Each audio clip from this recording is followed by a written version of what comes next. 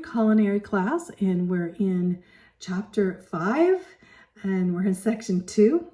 We're going to be talking about table setting. I think this is important because there's a certain way of etiquette to set a table. I always set the table right, I thought. And I had one day when a woman came and said, you know what, you don't set the table right. This goes on this side and this goes on this side. And I realized that she was setting the table from a different country or culture or whatever. But how is it important in America? And let's focus on how we should set our tables, So let's talk first about the place setting.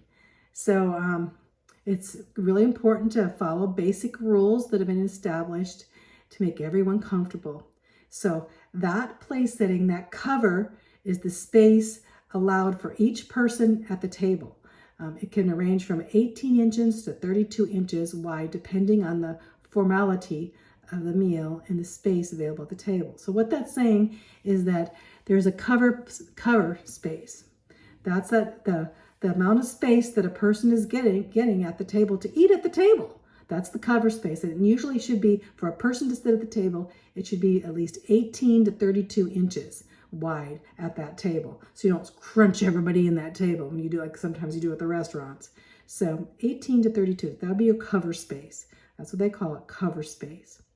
So each guest's place setting is laid out on his cover, and a place setting would be all the table appointments. They call them table appointments.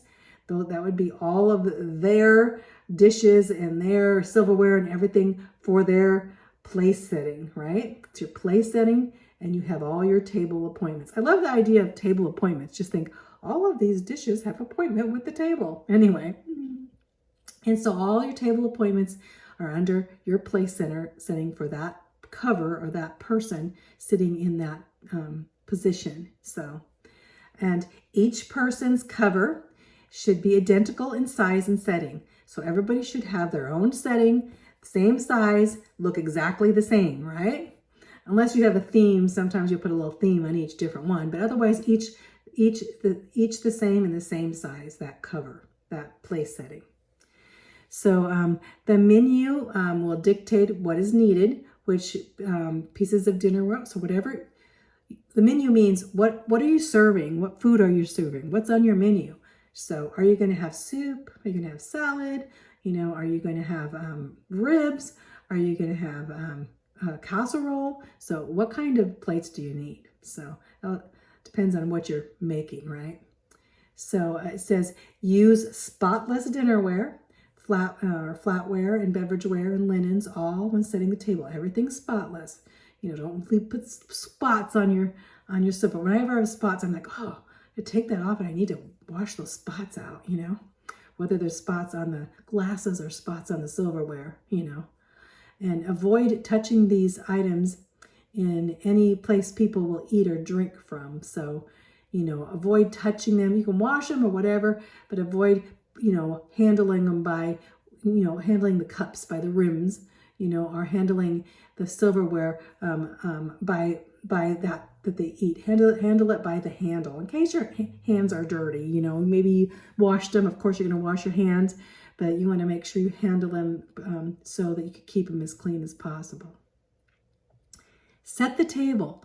So learn the principles of setting a table and to make it comfortable. So I'm going to kind of go over it, then I'm going to show you the picture. But so the dinner plate should be placed at the center of the cover, center of the placemat, right? That's the dinner plate. If the first course is an appetizer or salad, the dinner plate should not be present. If you're going to bring an appetizer first, you don't bring the dinner plate first, right? So if you have an appetizer, you're going to have the appetizer first and then bring the dinner plate. But space the flatware adequately so that there'll be enough room for the dinner plate then. Make sure that you have enough room for that dinner plate to come.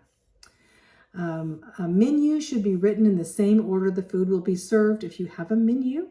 So we're talking about a restaurant here. If you're a restaurant and you have a menu, make sure that you put the menu in the order of the appetizers and such first, as it's going to be served. So see if they, okay, here's a menu here.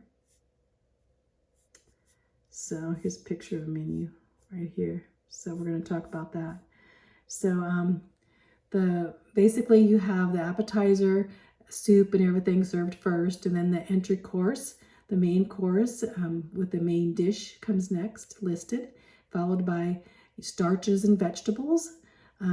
If a salad's to be served at the same time, it should be listed as a vegetable. Otherwise, it'd be listed as a separate course. Some people have salads for their main meal.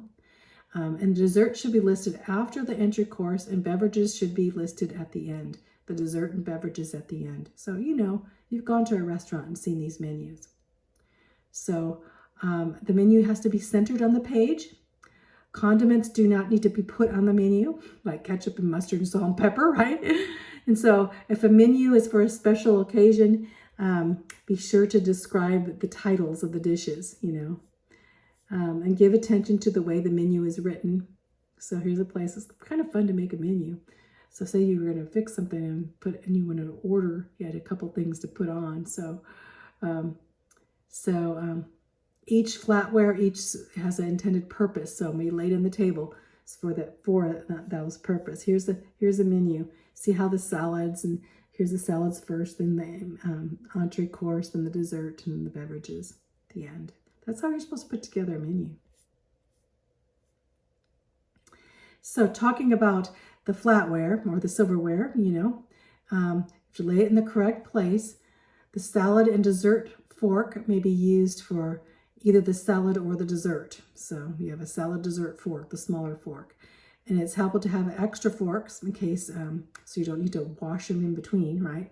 Some people don't want to eat off their dinner fork and eat their dessert because they don't like the taste of their dinner and dessert mixed, right? So the dinner fork and the dinner knife should be used for the entree. And then a teaspoon may be used for the entree foods requiring a spoon. You have this teaspoon. And then you might have an extra set of teaspoons if you need be, or you can have a soup spoon. The place spoon may be used for soup. The bigger spoon, the bigger spoons are the place spoons are called. And they can be used for cereal or dessert, mainly used for soup. I always call them soup spoons. So 2 rules that will assist the proper placement is set the silverware or flatware used for solids on the left side. Set the flatware used for solids on the left side of the place setting and flatware used for liquids on the right side. Because forks are used for eating solid foods, they're going to be on the left side. Because spoons are used for liquids, they would be on the right side, right? So in place of flatware, use the order used from the outside in. So okay, that's important. So say that you are going to a formal meal, then you want to you think, well, which fork should I use first? Always use from outside in. Use those outside forks first for your appetizers and stuff, you know, and then work your way in, outside in. If a salad is being served as a separate course before the entree, set the salad fork on the outside of the dinner fork.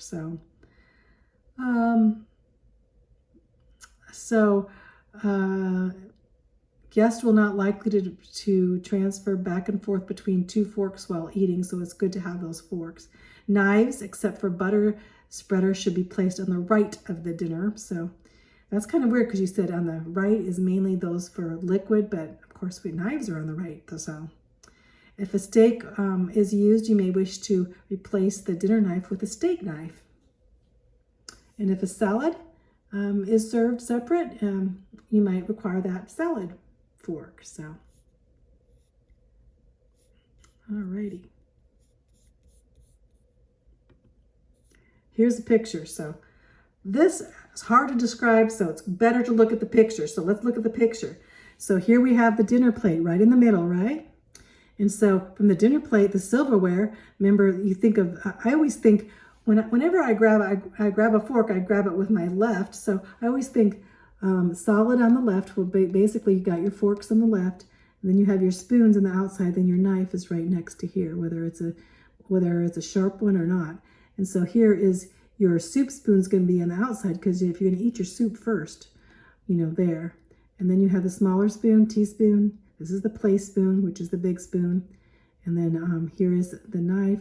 And then of course your bigger fork is for dinner, and your salad fork because you can have salad there. So, and then you're going to look up here. You're going to see if you're going to have a cup and a saucer, it's going to be on your right, and your salad is going to be on your left. And your napkin, of course, is going to be, sometimes they're put on top. The napkin, see how it's folded, too. It's folded to the inside, not the outside, you know, which I never knew. I always fold them either way. But here we have your cup here. This is important because a lot of people like coffee. Then you have your tea glasses or water glasses up here on this right side.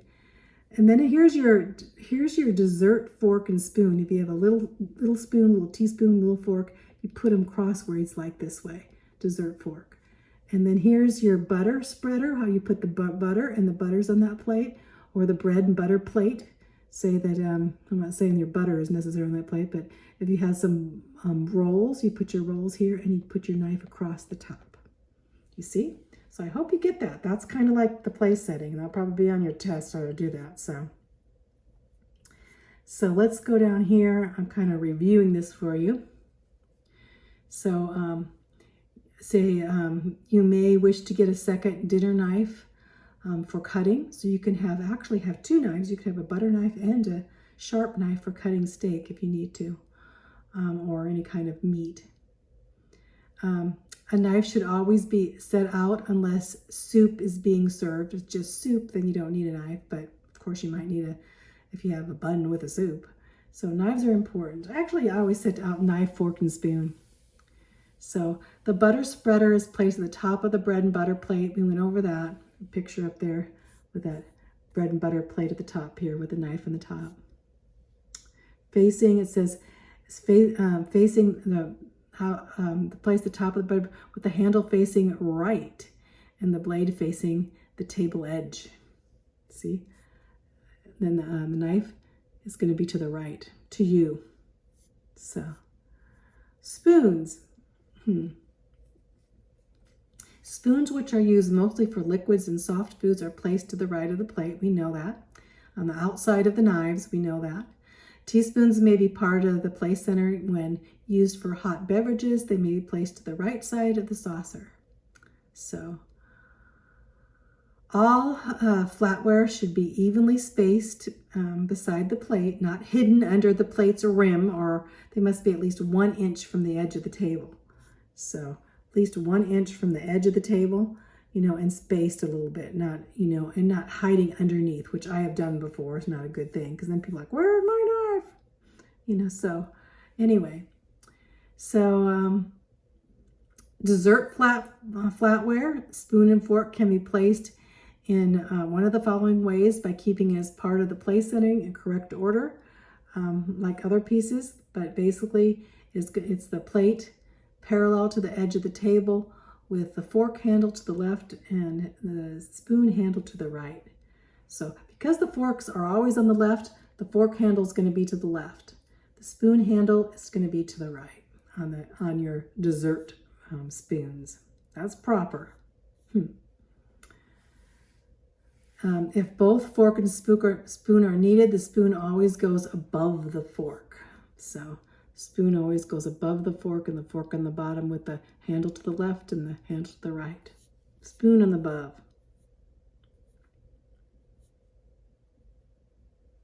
So very occasionally a knife may be needed for a dessert. It should be served on the right side of the plate if you have another knife for dessert knife. Beverages. Let's talk about the beverages. They're always placed on the right side. Remember, liquids on the right side. And so the water glass is placed directly above the tip of the knife. See if I did that. Right above, the water glass is going to be right above the tip of the knife here. See that? Right there. Water glass above the tip of the knife. And any other glasses are angled to the right of the water glass and set closer to the guest. This means the second beverage glass is placed above the spoon. Right above the spoon, knife, spoon, two beverages, maybe water and soda or whatever you're drinking, and then the cup over on the right side. The cup and saucer go to the right of the spoons. Yeah, so Place the handle of the cup parallel to the edge of the table and pointing towards 3 o'clock. Right here, 3 o'clock's on this side, straight across. See with the handle? Don't put the handle on this side. You know why you do that? Because most people are going to grab it with their right hand, that handle. It'd be hard. They have to turn the cup around if it's over on this side. So it's good to have that handle on the right side. Alrighty. So a plate containing an appetizers, place it in the center of the cover before serving the main dish. So if you bring an appetizer, just place it right where that main dish is going to be, because they're going to eat that first. Then you're going to come and take that plate and bring in the new plate, right? A bowl in the center of the cover should always have a plate called a liner plate under it. So if they're going to bring soup, they're going to bring a plate underneath the soup so the soup doesn't spill, right? So bread and butter plate goes directly above the forks. And a salad plate is to the left of the forks unless the salad is being served as a separate course. If it's a separate course, you put it right in the middle. But if salad's there, go back over there and see that again. There we go. So you're going to put the salad plate over here, unless it's going to be part of the main course over here, right? And then of course we have the bread and butter plate on this side. Remember, solids on the left, liquids on the right with the cups. So just remember those two things, solids on the left and liquids on the right. So it says a few additional miscellaneous items must also be carefully positioned on the table. The napkin can go to the left of the forks or on the dinner plate. Sometimes you put the napkins right on your dinner plate if they're fancy, right? Otherwise on the left fork area, right? Left is going to be your solid level. So napkins on the left, and that was a picture in there. So salt and pepper, napkins, the loose edges should go to the right and toward the edge of the table. Let's look at that napkin. So here we have a napkin here on the left here, but you see how the edges are going to go to the right, okay? Which I always did the opposite, so I've been wrong in that one. So for the napkins. Salt and pepper are placed within convenient reach, and sometimes if you have more than 2 people, you need 2 sets of salt and pepper. It's good to have matching salt and pepper, for the whole table. So serving utensils are placed to the right of the dish. They will be used to serve food out of. If 2 utensils are needed, one goes on the side. So when they're bringing in serving, say you're bringing in a big plate of potatoes, you want to put the serving utensils on the right of the dish. So not on the left, on the right. Whenever you think, pick up the right serving utensils and use it, so on the right of the dish. So let's see, I thought they had a picture here. I like the way they did the napkins here, huh? And put them in the center there. Great table. So utensil handle should face the person to whom it's closest. Sugar and cream are brought to the table when a beverage is required. If they say that you have coffee and you want sugar and cream, then you bring it to the table. You don't just leave it on the table. So when you're setting a table, it's very important first to set up a place the way you like it first, with your napkins and with all of the dishes that you need for your table. You set it first to ensure and say you like it first, and then you set that one place setting, and then you could start figuring out how to set the rest of the table. It's good to kind of plan. So here we go here. So the next part here is on seating at the table. So I think we have some time. Let's go over seating at the table. So always plan your seating arrangement ahead of time for a party or a special dinner, like who's going to sit where. So the hostess should try not to decide where the guest should sit at the last minute, because it becomes a problem. I don't really deal with that too much if they're just friends, but a lot of times people are like, oh, where should I sit? So it's kind of important. Sometimes it's even good to put place cards on where they're set. So it's not really stressful when they come in. They know exactly where to sit. And I'm like, where should I sit? Where should I sit? So Plan where the guests sit. Seat the host and hostess at the opposite ends of the table. So the host and the hostess would be at opposite end. Like I would be at one end and Papa would be the other if we were the host and hostess. And so, and then, the hostess should be near the kitchen, of course. The person that's going to go to the kitchen should be near the kitchen. Now, the lady guest of honor, if you're having a birthday and say it's Adele, or whatever, having a birthday, you would set her as the guest of honor and you should be seated on the host's right side. But, Adele might want to sit by her mother. I don't know. But anyway, the gentleman guest of honor should be seated on the host's right, and the lady guest of honor should be seated on should always be seated on the host's right.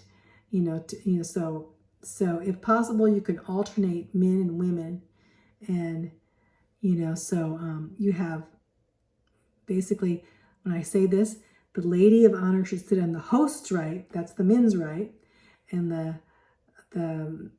gentleman should be on the hostess's right. So you have men and women, men and women, men and women.